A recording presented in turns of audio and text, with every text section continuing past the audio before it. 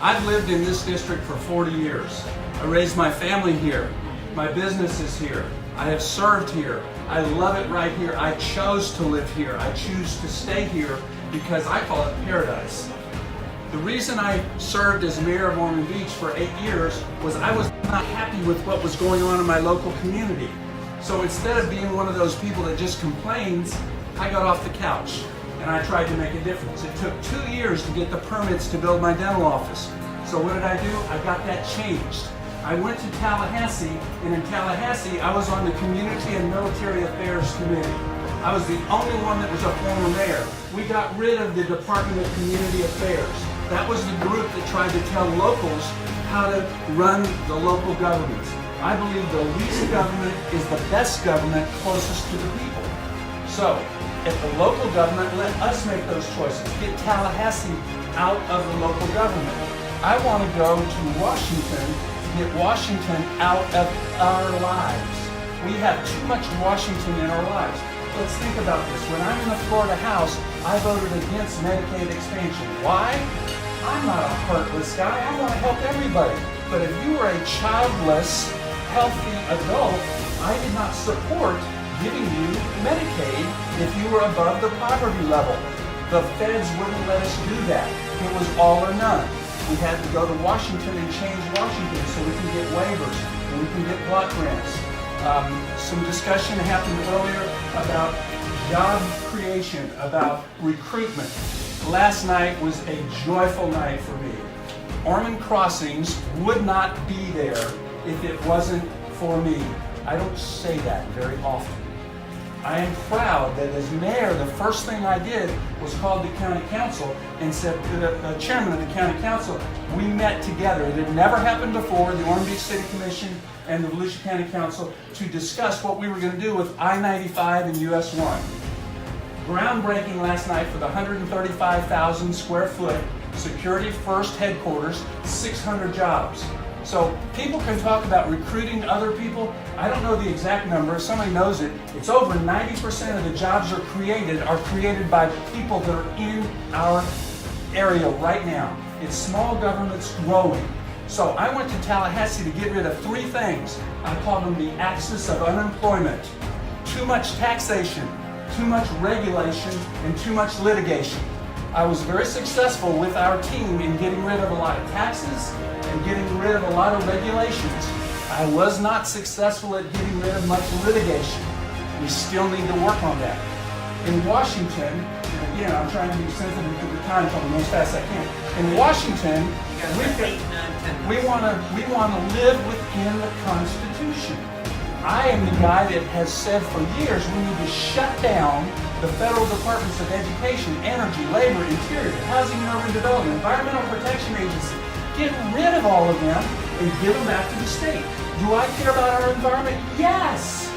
But I want the Florida Department of Environmental Protection, DEP, I want the DEP telling us what to do with Lake Okeechobee and what to do with Blue Springs and what to do with Mosquito Lagoon. I know about these things because I've worked on these things for years. When I was in the State House, I pulled DOT together and FEMA together and everybody together for the Nova Basin with the flooding occurred in Daytona Beach. That area wasn't even in my district. My district was north of that and south of that. But that area flooded because they couldn't get the water out that way and the water was coming from this way.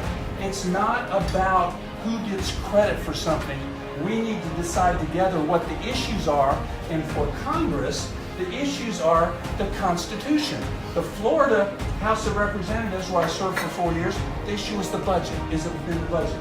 Now, let me try and answer a couple questions that I happened to hear asked. You may not like the answers, but I believe leaders should be fully transparent. Our positions should be public. If you look at my website, you'll see my positions on the shootings, on the tragedy, on the heinous murders. It just boggles my mind all the people that messed up that allowed that to happen. I am for going to 21. You may not like that. It's for purchase. For purchase. It does not say you can't have a gun. Doesn't say you can't use a gun. Doesn't say a father can't buy a gun for a son or daughter. Doesn't say you can't have a gun in the military. It says for purchase of a gun, I think you should be 21. Now, I'm probably going to lose some votes in the Republican primary for saying that. But here's the deal. I don't care whether it's a primary or a general. I will tell you the truth, the whole truth, and I will not try and code it one way or another. Sunrail. Sunrail is an abomination the way it's happened. I told Pat Patterson we need to sue and get out of it. That being said, I forget the number, $220 billion President Trump says is going to be part of the federal dollars that go to the trillion and a half of infrastructure. You realize that's not a trillion and a half of federal dollars. That's to match with private and local and state. So if Sunrail were to go all the way over to the beach or the Ocean Center or the Daytona International Speedway, I would be willing to have some federal infrastructure dollars if the locals decide they want to do that. As it stands now, sue them, get out of it. It's a bad deal. It should have no federal dollars with it. Some other things that I like to talk about is why should you choose Fred? Okay? The best reason is because you know what I have stood for years. You know I'm honest, and I'm going to give you an example of I'm the only one out of 120 representatives and 40 state senators, that's 160 people. I'm the only Republican. I stood up and I said, Governor Scott, you're wrong. House, you're wrong. Senate, you're wrong. We cannot raise local property taxes to pay for our schools and say that we didn't raise property taxes. They wanted to say we're cutting taxes $1 billion and then raise local property taxes $428 million. I said, no, if you want to raise the local property taxes, which come from Tallahassee, not your local school board, the required local effort is not dictated, calculated, mandated by the local school board. That comes from Tallahassee. They wanted to say that was not a tax increase because they kept the same rate.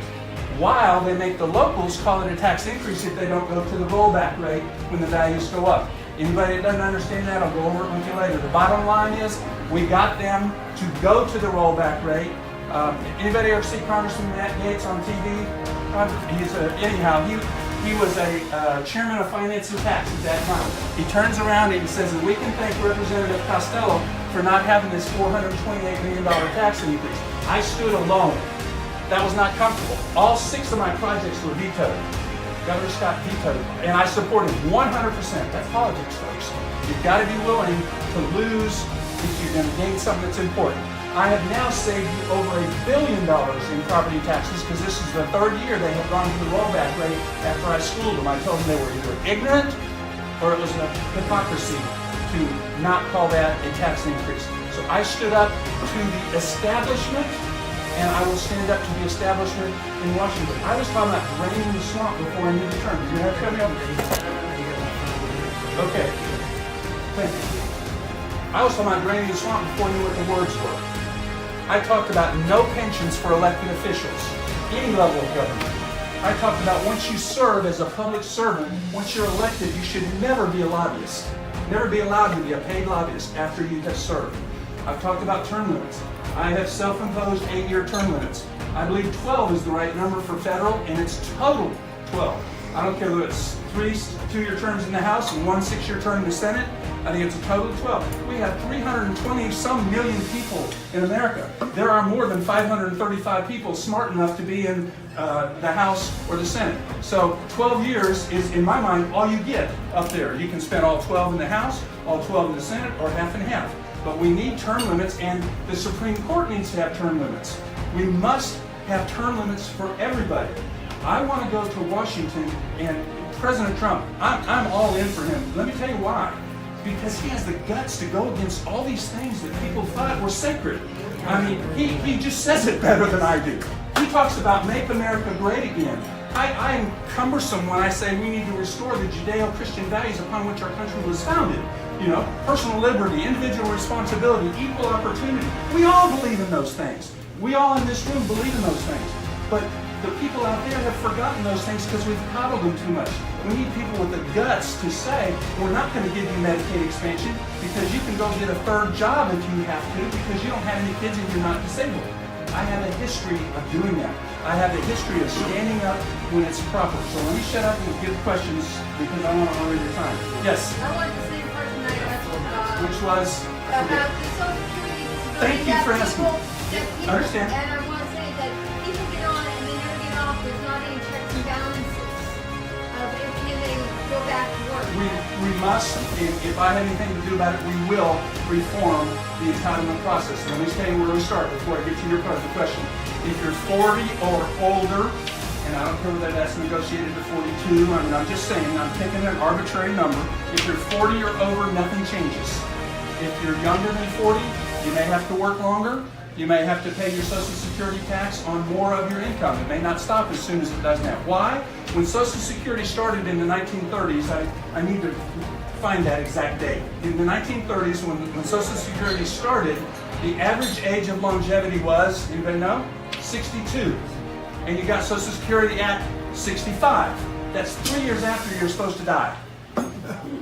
Now, you get Social Security at 67 when it goes through the complete conversion. You get Social Security at 67, and the average age of longevity is somewhere around 77. So you get Social Security not 3 years after you're supposed to die, but 10 years before you're supposed to die. And there used to be 20-some workers for every one on Social Security. Now there's 2 or 3 on Social Security for every one paying in, something close to those numbers. I need to find those exact numbers. You get the point. We've got to do something, or the people, the young ones in the room, it won't be there. So, okay, and I want to take it away from anybody that's abusing the system, and I put them in jail. I'm tired of people abusing the system. If you're disabled, we want to help you. If you're cheating, put them in jail. Yes?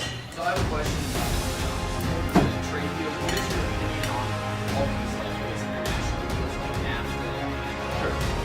Paris Agreement? Would you say renegotiate? Get out and renegotiate. I'm elated that we got out of the Paris deal. NAFTA, I love what President Trump's doing. He's basically saying, okay, we'll kind of hold off on these tariffs if you negotiate with us a new NAFTA deal, Canada and Mexico, but if you don't, tariffs. I mean, he's a businessman. You know, I've owned my own business for over 30 years. I am not financially as successful as Mr. Ward or someone else might be. I'm blessed, I'm very happy, but I understand business. I understand what you have to do to succeed in business, and you have to learn how to negotiate, and I'm glad President Trump's doing that negotiation. Any other questions? I will stick around afterwards. I apologize for being late. Fred, mention what the president said about the tariffs, about steel, making steel in America, what the companies that are complaining about the tariffs should do. They should bring the companies Bring where? the jobs in, make the steel in America. Make America great. And he said it better than I ever did. That's why I've adopted his phrase. And I want you all to understand, I'm sorry I was late. I'll stick around after you guys have a talk.